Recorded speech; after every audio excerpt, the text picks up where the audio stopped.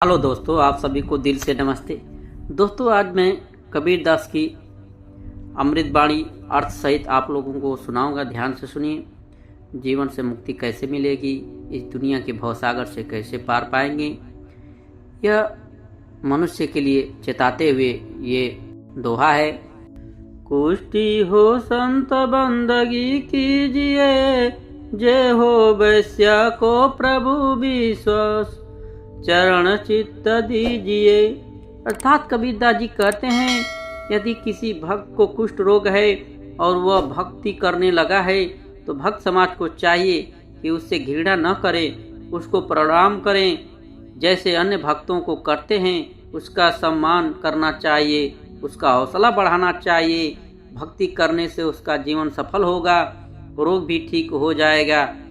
इसी प्रकार किसी वैश्या बेटी बहन को प्रेरणा बनी है भक्ति करने की, सत्संग में आने की, तो उसको परमात्मा पर विश्वास हुआ है। वह सत्संग विचार सुनेगी तो बुराई भी छूट जाएगी, उसका कल्याण हो जाएगा, समाज से बुराई निकल जाएगी। यदि वह सत्संग में आएगी ही नहीं तो उसको अपने पापों का, कर्मों का एहसास कैसे होगा। कबीर मानुष जन्म दुर्लभ है, मिले न बार बार, तरवर से पत्ता टूट गिरे, पौर न लागे डर। अर्थात कबीरदास जी कहते हैं, समझाते हुए मनुष्य को कि हे मानव शरीरधारी प्राणी, यह मानव जन्म स्त्री पुरुष बहुत कठिनता से योगों में पर्यंत प्राप्त होता है। यह बार बार नहीं मिलता। इस शरीर के रहते रहते शुभ कर्म तथा परमात्मा की भक्ति कर, अन्यथा यह शरीर समाप्त हो जाएगा तो आप पुनः इसी स्थिति यानी मानव शरीर को प्राप्त नहीं कर पाओगे। जैसे वृक्ष से पत्ता टूटने के पश्चात उसी डाली पर पुनः नहीं लगता, इसलिए इस मानव शरीर के अवसर को व्यर्थ न गवाओ, हरि भजन कर लो। कबीर मानुष जन्म पाए कर, नहीं रटे हरि नाम, जैसे कुआं जल बिना बनवाया क्या काम। अर्थात कबीरदास जी कहते हैं, मानव जीवन में यदि भक्ति नहीं करता तो वह जीवन ऐसा है जैसे सुंदर कुआं बना रखा है, यदि उसमें जल नहीं है या जल है तो खारा पीने योग्य नहीं है, उसका भी नाम भले ही कुआं है परंतु गुण कुएं वाले नहीं है। इसी प्रकार मनुष्य भक्ति नहीं करता तो उसको भी मानव कहते हैं परंतु मनुष्य वाले गुण नहीं है। कबीर काया तेरी है नहीं, माया कहाँ से हो, भक्ति कर दिल पाक से, जीवन है दिन दोय, बिन उपदेश अचंभ है, क्यों जीवित है प्राण, भक्ति बिना कहाँ ठोर है, ये नर नाही पसाण। अर्थात कबीरदास जी मनुष्य समझाते हुए कहते हैं कि परमात्मा कबीर जी कह रहे हैं कि हे भोले मानव, मुझे आश्चर्य है कि बिना गुरु से दीक्षा लिए किस आशा को लेकर जीवित है। न तो शरीर तेरा है, यह भी त्याग कर जाएगा, फिर संपत्ति आपकी कैसे है।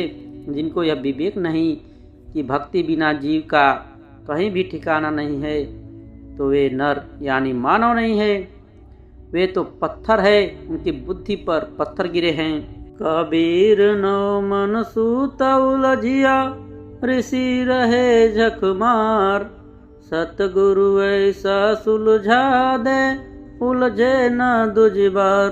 अर्थात कबीरदास जी कहते हैं, परमेश्वर कबीर जी ने कहा है कि आध्यात्म ज्ञान रूपी में 9 मन सूत उलझा हुआ है। 1 किलोग्राम उलझे हुए सूत को सीधा करने में 1 दिन से भी अधिक जुलाहों का लग जाता था। यदि सुलझाते समय धागा टूट जाता तो कपड़े में गांठ लग जाती है।